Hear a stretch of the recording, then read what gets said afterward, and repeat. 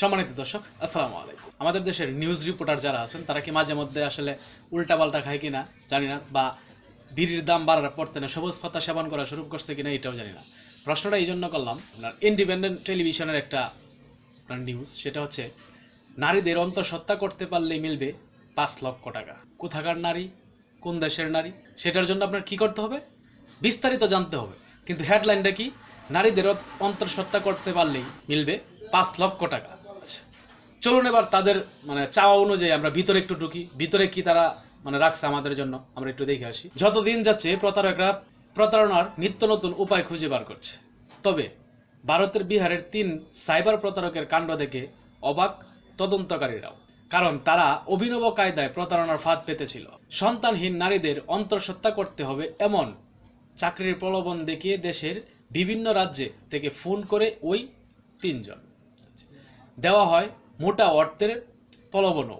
বলা হয় নারীদের অন্তঃসত্ত্বা হতে দেওয়া হবে 5 লক্ষ রুপি, আর না হলে দেওয়া হবে 50,000 রুপি।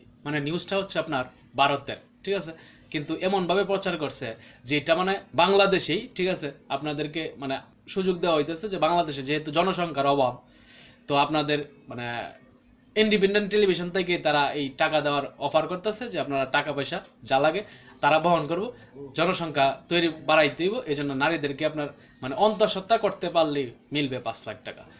ওরা যে কি খায় ভাই, ঠিক আছে, আমার মাথায় কাজ করে না। যাই হোক, পরের বিষয়টা একটু দেখি। ভারতীয় সংবাদ মাধ্যম এনডিটিভির প্রতিবেদনে এই তথ্য জানানো হয়। এতে বলা হয়, সাইবার অপরাধীদের ফাঁদে পা দিয়ে অনেকেই মোটা অর্থের লোভে চাকরির প্রস্তাব গ্রহণ করতেন। প্রস্তাব গ্রহণ করলে রেজিস্ট্রেশন ফি বাবদ 500 টাকা 20,000 রুপি জমা দিতে বলা হতো। সম্প্রতি বিহারের নাওজাত জেলার কাহুলুয়া নামের একটি গ্রামের তল্লাশি অভিযান চালিয়ে যুক্তরাষ্ট্রের অভিযুক্ত 3 জনকে গ্রেপ্তার করা হয়েছে। এ সময় তাদের কাছ থেকে 6টি মোবাইল ফোন জব্দ করা হয়েছে। স্থানীয় পুলিশের ভাষ্য অনুযায়ী ওই 3 যুবক বেবি বার্তা সার্ভিস নামে একটি ভুয়া সংস্থা খুলেছিল। সেই সংস্থা থেকেই ভারতের বিভিন্ন রাজ্যের যুবকদের সঙ্গে যোগাযোগ করে চাকরির প্রস্তাব দেয়। ঘটনাটা হচ্ছে মূলত ভারতে, ঠিক আছে। তো এইটাকে তারা রং চং মাখায় বোঝানোর চেষ্টা করছে যে এই কাজ করলে আপনারা এই ধরনের পাবেন, এরকম একটা হেডলাইন দিয়ে দিচ্ছে। কিন্তু ভিতরে গিয়ে আমরা কি পাইলাম এই বিষয়, ঠিক আছে।